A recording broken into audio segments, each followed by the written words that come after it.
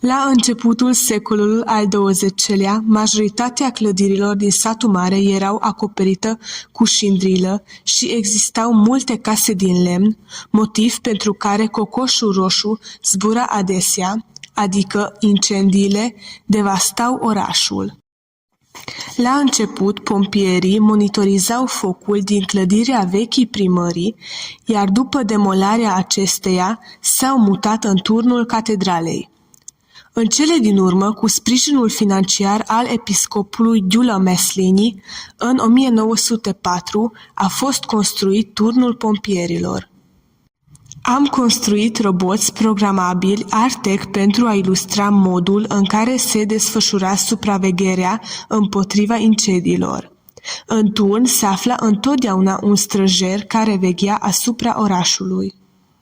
Dacă observa un incendiu, își alerta imediat colegii. Aceștia porneau de urgență la locul incendiului cu o mașină de pompieri trasă de cai și stingeau focul.